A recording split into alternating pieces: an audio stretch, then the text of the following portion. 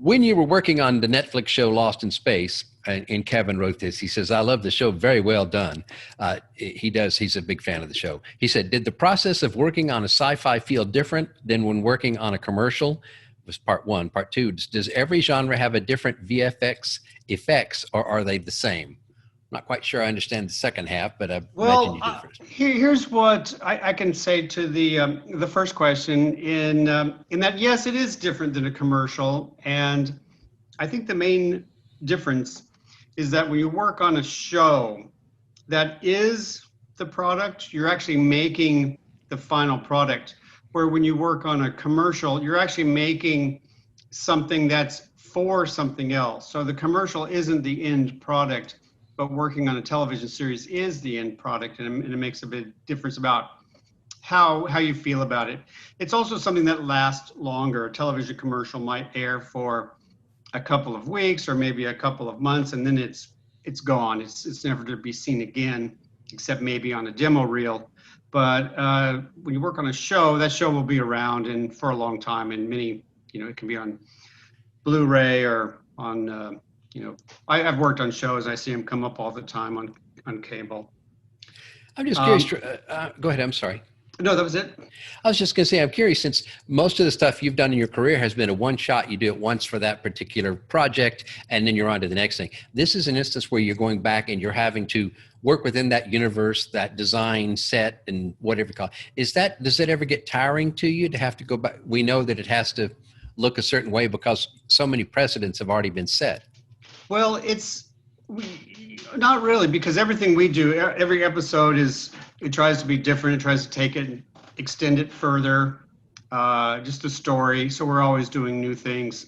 And one of the nice things about working on the long format show is we get, our scenes can take a long time to establish. In a television commercial, you might work on, 7 3 or 4 or 5 second shots, where here we might work on a shot, and that shot can be 2 minutes long, and it's quite a bit different. So I like working on that aspect of it.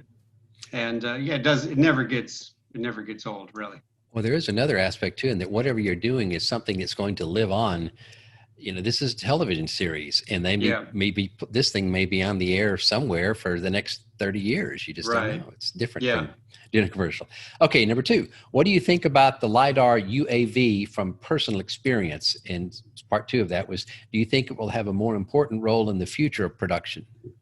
Well, I think the LiDAR UAV, which is actually the unmanned aerial vehicle, it's basically a drone. It's a LiDAR on a drone.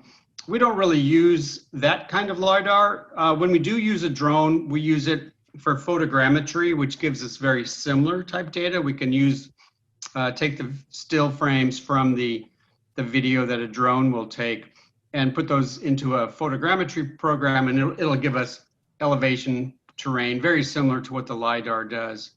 But I do know, like, our LiDAR is smaller and it's more for interior spaces.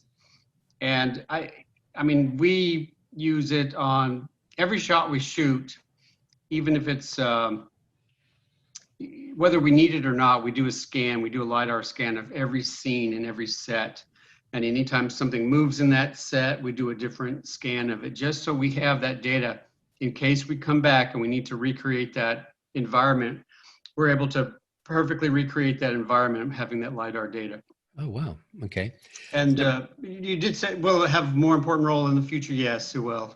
It's, I think, more and more, especially as the price comes down. I mean, we have it's a low cost LiDAR that we have on our show, but low cost being like a $20,000 unit. And as some of them are in the $150,000, $200,000 range. Wow. But as that price can come down, I think it'll be used everywhere. Yeah. But photogrammetry is a great option. That's where you can take a camera and run that through a program like Agisoft Metashape or other programs that do the same, and you can create nice geometry of an environment or objects as well. The students didn't ask this question, but real briefly, can you tell us what software you generally use, for example, for your CGI? We're Maya and Okay. Nuke.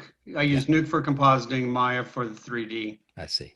Yeah. In the show Lost of Space, there were scenes that you mentioned that required a great amount of CGI animation and effects that you had to work on for the scene. Which effect was the most challenging to work with, and how so? So I just want to point out that it isn't really me. You know, we work with a huge team, so I want to make sure that that's clear, that it's a huge team that works on this. The things that are the most challenging are the ones that have a lot of elements. I know at the end of season 2, we destroy our big spaceship, the Resolute, and there are just, I don't know, I was going to say thousands, but there's probably 100,000 pieces, particles, ships. I mean, when you pulverize a spaceship in space, there's a lot of pieces and a lot of elements that go to that. And there's another scene that was in the end of season 2, episode 1, and season 2, episode 2. For shorthand, we call that, episode 201 and episode 202. And it was a waterfall. It was a giant waterfall that was like as large as a planet. It went all the way around the planet. And to do the simulation on the waterfall took an enormous amount of time, enormous amount of calculation. I know that the team that worked on it, they just let that simulation run over the whole 2-week Christmas break, just to be able to calculate all that data. It's, a scene like that is just a massive amount of data to calculate. That's about the fattest render I've ever heard of. Yeah, it's good Lord. And I think they had to do it a couple of times, to be honest. Wow. They needed to work on it because, you don't know on a simulation, you don't actually know what you're going to get till the end. You can do a low res simulation, but when you actually do the high res simulation, it does change a little bit. Mm-hmm. And so it makes a difference. Okay, a question on pre-visualization. Do you have to wait for the live action shots to be done before starting? Not for the pre-visualization. So the pre-vis is where we try to find out problems before we shoot, and then the post-vis is where we work after the live action is done. So that question is, if it was to say, do you have to wait for the live action shots to be done before the post-vis? Yes, we do. The pre-vis, we try to figure out all of the problems before we shoot, and that's essentially the pre is before shoot, the post is after shoot. You're actually trying to figure out where to place those green screens and if they're needed in previs, right? Okay. Exactly. All right. What are the green screens on the telehandlers used for? Okay, that's ties into the previous question, which is what we do. In one scene in 202, 2 of our characters have gone over this waterfall, and they are coming out of the waterfall. And the way that we shot that was the camera was behind them as they were walking forward, and then the camera did a large orbit around them to look at them, and then pan up, tilt up to see the top of the waterfall.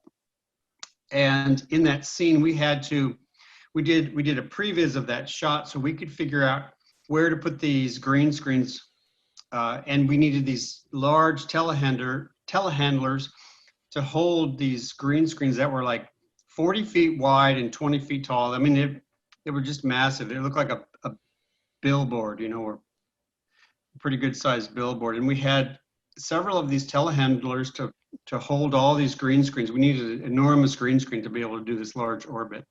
Yeah. Okay. So that's how they're used for. Can the showrunner choose to be the director on some episodes? Yes, our showrunner is actually not a director, but he is a writer. He writes some of the episodes, but I know there are a lot of shows that the showrunner is a director as well. If you watch the credits at the beginning of any episode, it'll go through the list, and a lot of times you'll see it's the same person's name is in there many times. I think it's just what a lot of writers are also directors, and they can also be the creator of the whole series, and so they get to do it all.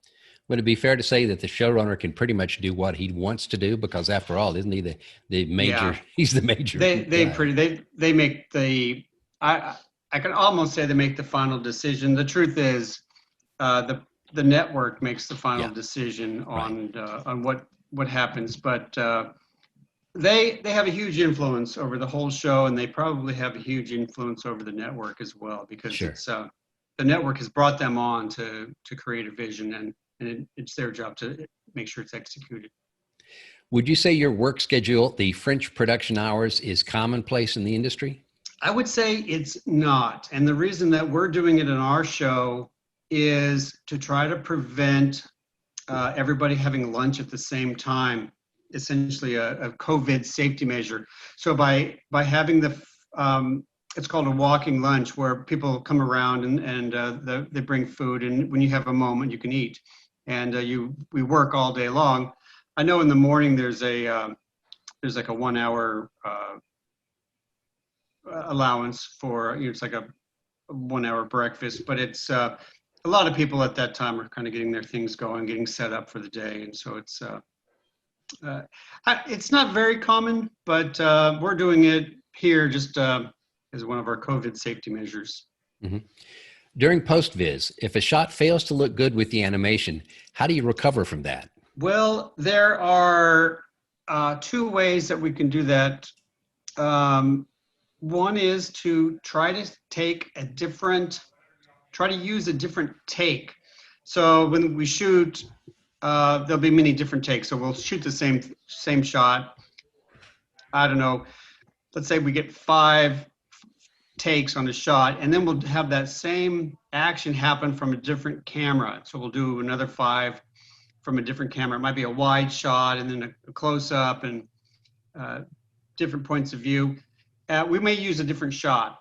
We'll try to change the shot to make it work.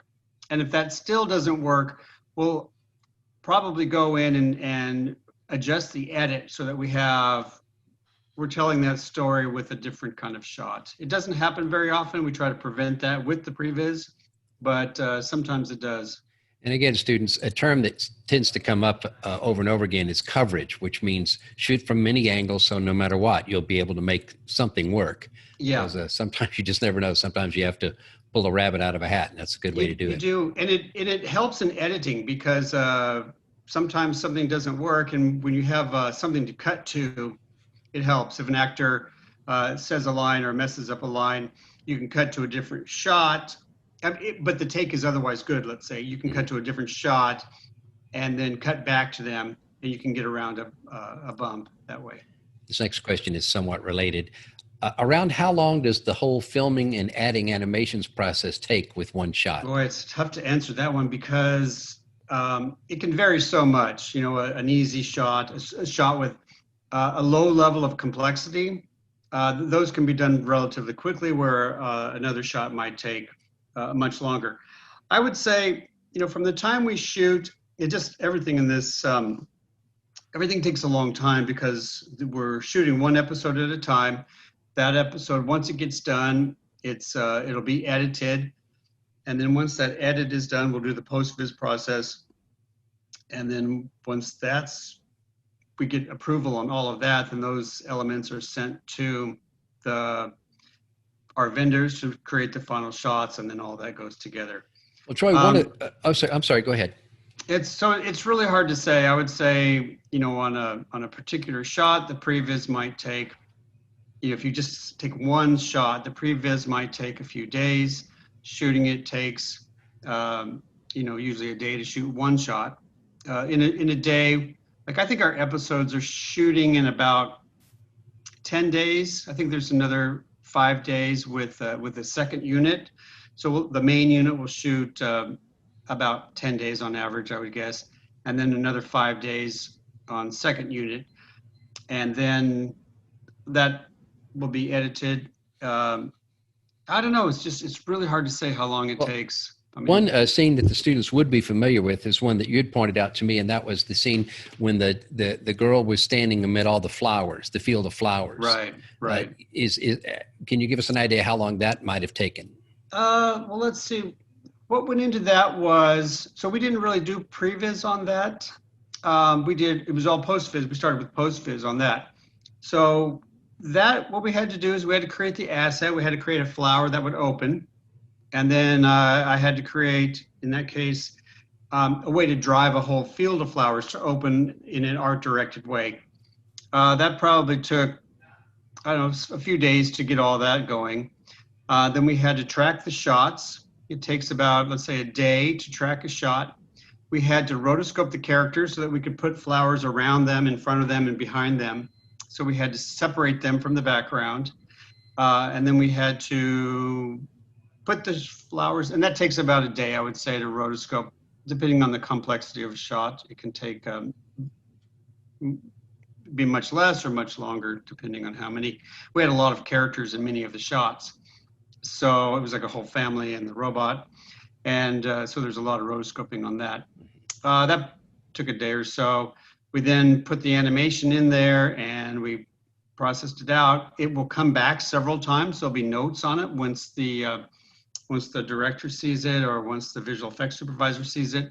We'll address those notes and we'll resubmit. And then once that's, that usually goes a couple times, maybe 2 or 3 versions. I've had shots that had, version 97 or version in the 100s before. Wow. It's not uncommon on some of the stuff we do to have shot numbers that high or version numbers that high. Wow. It's very rare to have a shot. I mean, almost unheard of to have a shot go in the first version. Mm-hmm. But probably things are mostly in the single digits is usually what happens. So, and then go ahead. Number of days on your flower thing. Are you talking like 10 days or 2 weeks or? On one shot, we might work on it about that long. Yeah, I would say so. That's not exclusively on that one shot per se. It was with other work streaming by too. Yeah, there's similar shots will go, it's kind of a sequence, will go almost all at the same time because they have very similar elements. And you also want to see how that animation plays against the scene before it and the scene after it. So sure. A lot of times the sequence will go as one block. And then once that gets all approved, we send it out to the vendor who will actually make the final shots. And that may take a month, to get sure. all of that stuff done because then the vendors have to go through that same process of approval. And wow. How does the showrunner know if everything is going according to their vision? Well, the idea is to do the previs to kind of show them what we're going to do, and then we shoot it, and then we do the post-vis to show them how that works. And that's where their vision, if it isn't working, they can tell us and say, this is kind of what I had in mind, and this is what you're doing. And again, going back to how would we fix that? We would, maybe use another take, use another shot, or work on the edit so that we can get around that bump. Mm-hmm. Are there ever conflicts with the animators if they find it difficult to work with the live action shots they are given? Sometimes. Again, we do try to prevent it from happening in the previs, but it does happen. And again, we either try to use a different take or we try to work around it some other way. In one of our episodes last season, we didn't have all of the elements. The story wasn't being told when the edit got put together, we were missing some things. And in that case, we actually used the LiDAR to recreate shots. We were able to recreate our sets and recreate our lighting. This particular shot had a lot of robots in it. This particular sequence had a lot of robots in it. So we were able to do fully animated shots because to try to tell the story better. It just wasn't being communicated. A lot of times the best intentions, when you actually get all the elements and put them together, sometimes it doesn't work out exactly how you want it to. And so then we go in and we figure out how can we tell that story in a different way. And so we just take the elements we have and we just try to patch and put things together and figure out if we can tell the story. And then if it does work and we can do it, then we just have to execute that so it looks photoreal and that it matches everything else in the context. Got it. Well, students, we're bothering Troy on his Sunday, and he works awfully hard during the weekdays. So he's kind enough to give us this time. So I don't want to keep you keep you grinding away. You do love your work, but I feel too guilty to keep you on the line any longer, Troy. Anything else you want to say before we close this? Well, I will say this. There was one question that had a two-parter, and I don't think I got to the second part of it, which was, Go ahead. I'm sorry. Does every genre have a different right? Yeah. VFX, or are they the same? And I'll say, it's interesting that even though what I'm working on now is a science fiction show, I mean, the last, some of the effects we do are the last thing you would expect it to do. I mean, there is not a television show or out there movie that doesn't have effects in it in one way or another. A lot of what we do is we repair things maybe in the background. Sometimes when people are talking to each other and you can see over the shoulder of one person and we see the face of another person, many times we'll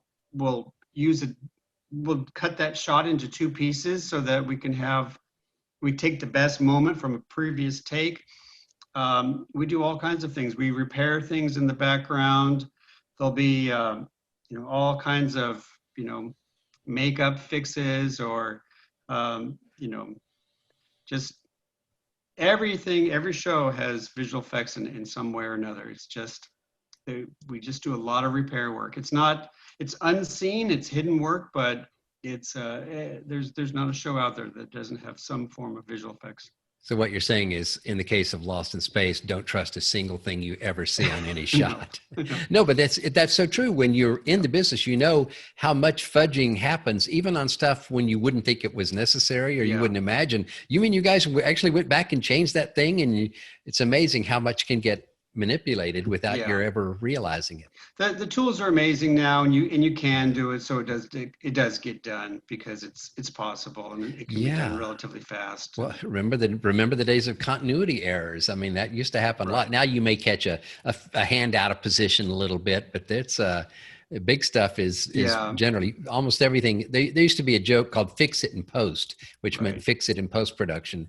And nowadays it's very real. You can fix enormous things in post. A great example. I mean, one that slipped by. I don't know how it slipped by, but I think in one of the episodes of Game of Thrones, the final season, there was a water bottle in the shot, and that's the kind of thing, for example, that we look at everything very carefully, and if we see something like that, we take it out, we can remove it. And so otherwise it's online the next morning and tens of millions of people have said those idiots. So it's worth a while. What's nice about the streaming service though is you can change it and it will be updated. And so the next person that watches it, in the day or so, the next time it's watched, it'll be updated. They do update it. Okay, great. We actually don't trust anything, even online. Okay, Troy, thank you so much for your time. Once again, I really appreciate it. And I'm sure the class appreciates it too. So let me let you have your Sunday. Have a good time. Great. Thanks. All right, Troy, take care. Bye-bye. Okay.